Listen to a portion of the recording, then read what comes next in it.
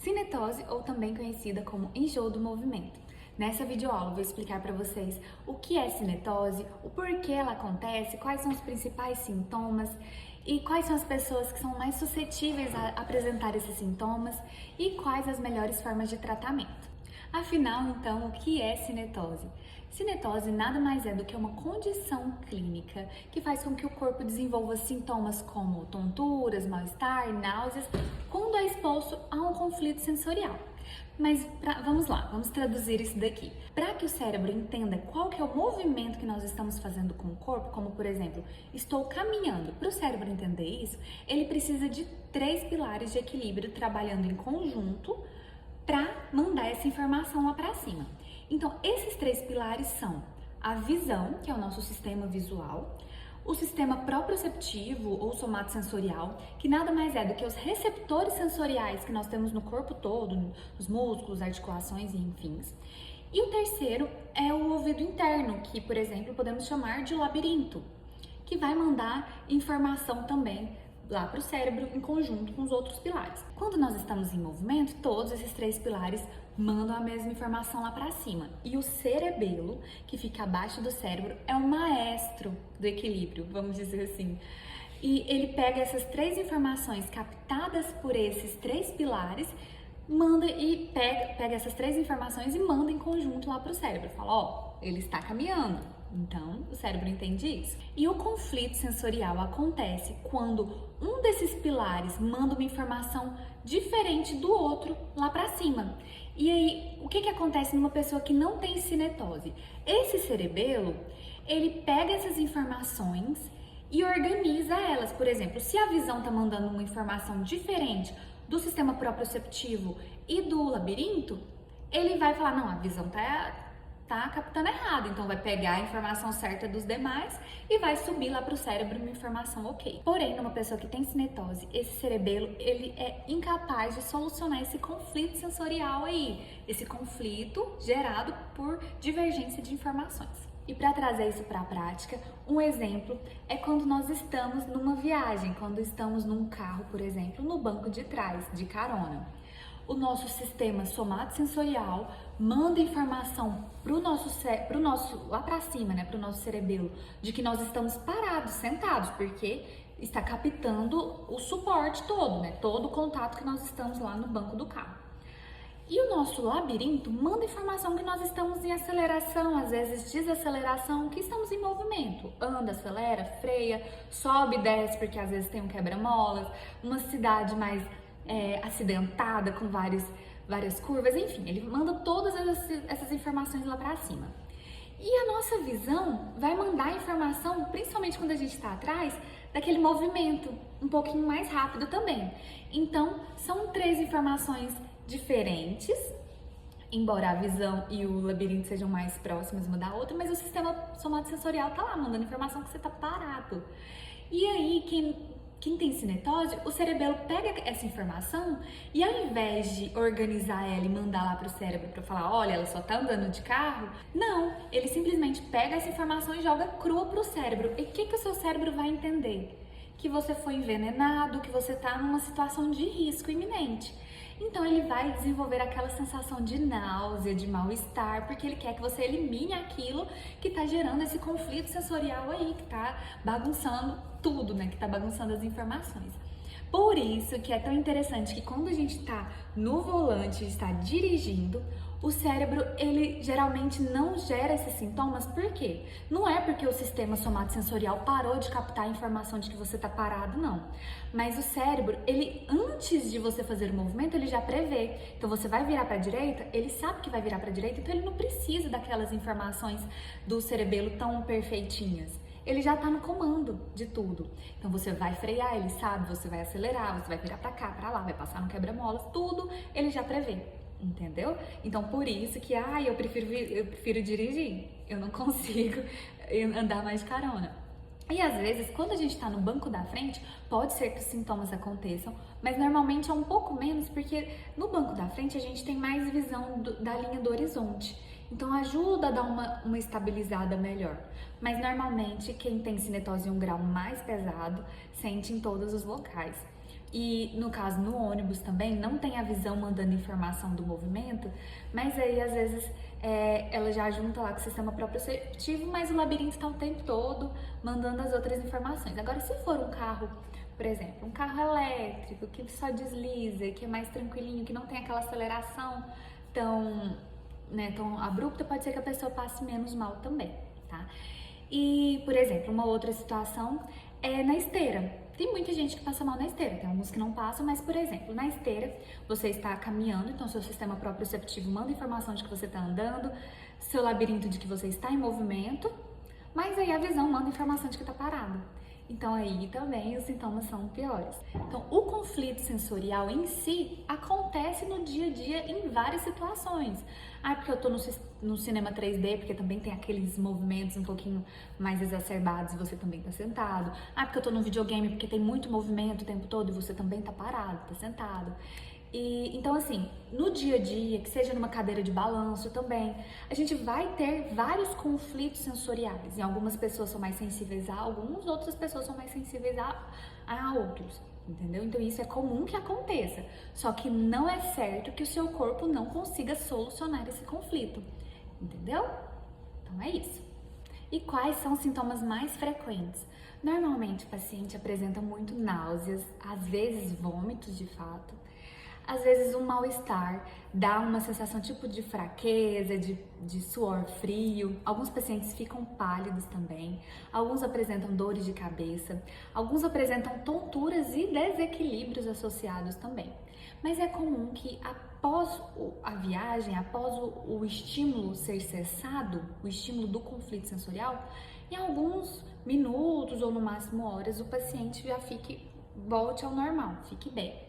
Mas existem outras disfunções que fazem com que, após uma viagem, o paciente fique por horas e horas ou até dias e dias com esse mesmo mal-estar, que já entra o mal do desembarque, ou se o paciente tem alguma outra doença labiríntica. E tem isso também, se o paciente tem alguma outra disfunção labiríntica ou disfunção do equilíbrio corporal no geral, os sintomas podem vir mais exacerbados e podem fugir aí desses padrões que eu estou passando para vocês. A gente está falando aqui de cinetose, mas é muito, muito comum que o paciente tenha cinetose e, por exemplo, um histórico de neurite vestibular, ou uma cinetose e uma hipofunção vestibular, ou um histórico de VPPB, entendeu? Então é comum que você tenha mais de uma doença. Por isso que, por exemplo, eu recebo muitos comentários aqui de pacientes falando que eu fui diagnosticada com deslocamento de cristais, né, com VPPB, por que eu tenho cinetose? Será que o médico diagnosticou errado?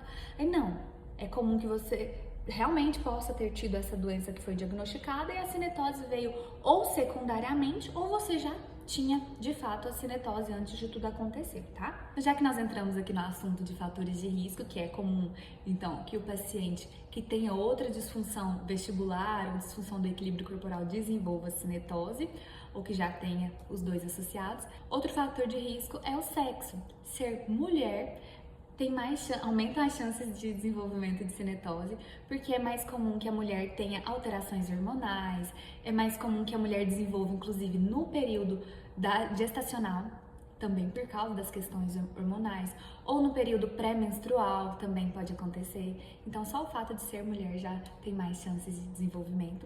E outro fator é ser criança.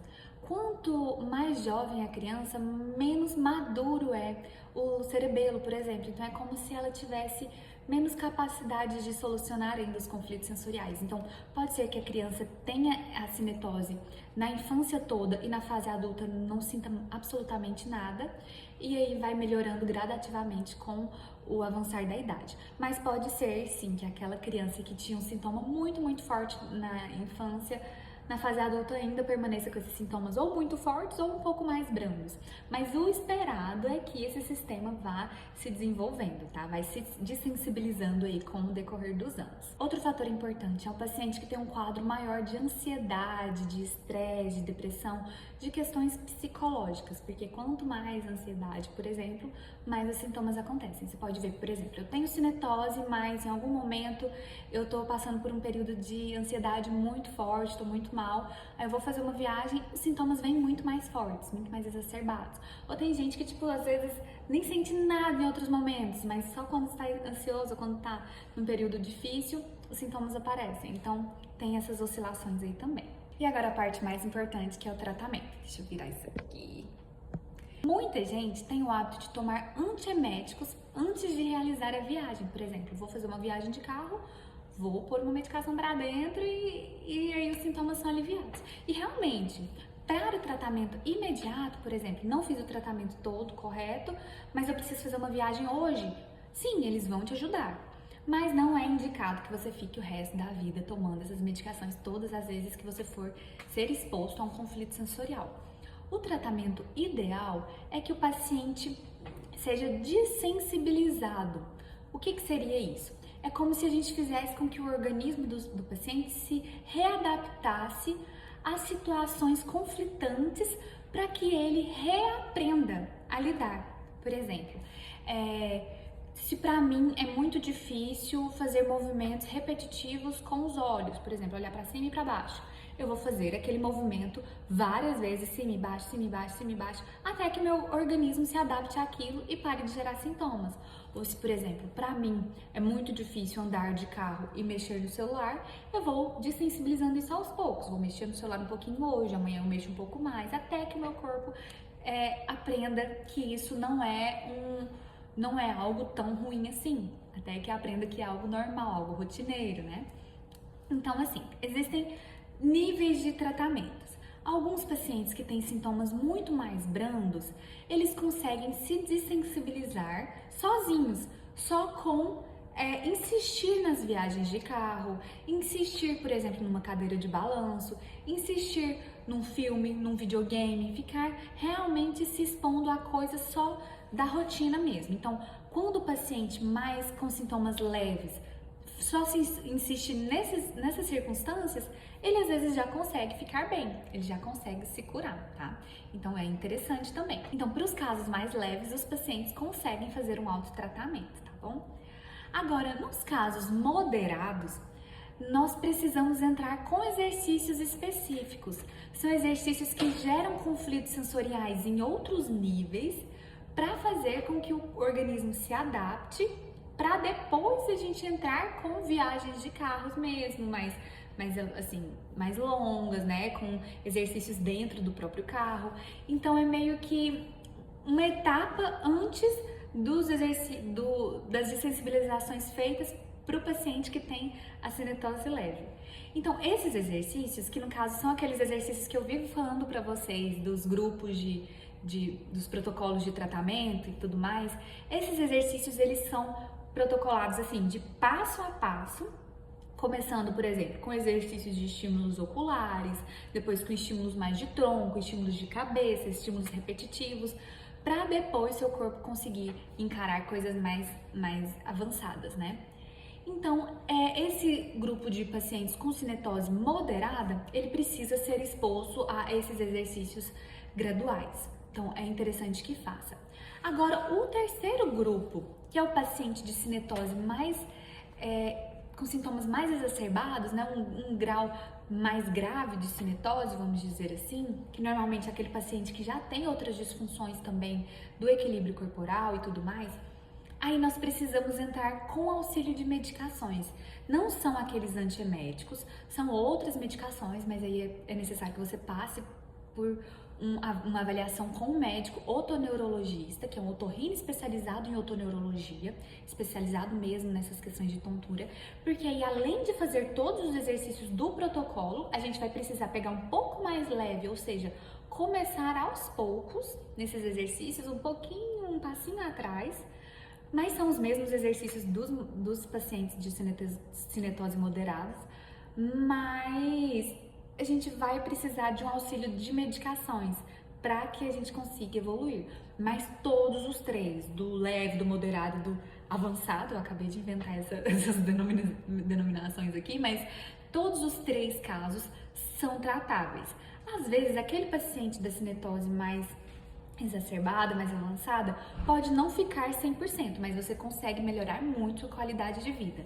E para esse terceiro aqui é mais difícil. É mais difícil porque o corpo vai sentir um pouquinho dos sintomas, vai assim, mesmo durante o tratamento, vai ser um pouco mais desconfortável.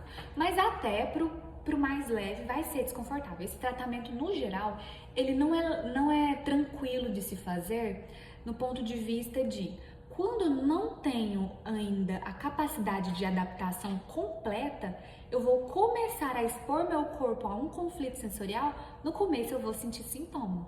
Então é por isso que muita gente desiste do tratamento nessa fase inicial, porque eu me exponho a estímulos que vão provocar aqueles sintomas e eu não quero sentir, então eu não quero mais fazer. Mas é normal que sinta um pouquinho no início, até que seu corpo vá se adaptando e pare de sentir. Normalmente é interessante que eu passo protocolos e eu peço para o paciente tentar fazer semanalmente cada protocolo. Aí na primeira semana, não na primeira semana, mas nos primeiros dias do protocolo A, por exemplo, o paciente sente mais desconfortos do que nos últimos dias. Quando estamos finalizando a semana com o protocolo, os exercícios já não provocam tanto assim. Então, a adaptação do corpo é rápida. Então, por isso que é interessante que você não pegue qualquer exercício por aí, por exemplo. Eu vi na internet um exercício de andar balançando a cabeça. Se até o paciente leve começar a fazer exercício de cara, andando e balançando a cabeça, ele vai sentir muito sintoma, porque não é assim que a gente começa, não é cheio de estímulos, a gente começa com estímulos gradativos, né? São estímulos mais sutis, mais leves, até que seu corpo se adapte. E quanto mais avançado o seu sintoma, mais leve ainda a gente precisa pegar, entendeu? Então, basicamente, o tratamento é esse, o tratamento mais conhecido, o tratamento mais aprovado, cientificamente tem várias comprovações mesmo, que realmente esses tratamentos são mais eficazes. A gente só precisa identificar aí qual o seu grau aí de cinetose. Então é isso, eu espero ter ajudado. Os próximos vídeos vão vir com mais informações, com informações diferentes, né, com dúvidas e principalmente as dúvidas que vocês mandaram com maior frequência lá nas redes sociais. E é isso, eu espero ter esclarecido, eu espero ter ficado um pouco mais claro para vocês tudo. E os vídeos serão postados aqui uma vez por semana, são 5 semanas de vídeos, tá bom? Então é isso, beijão e tchau, tchau!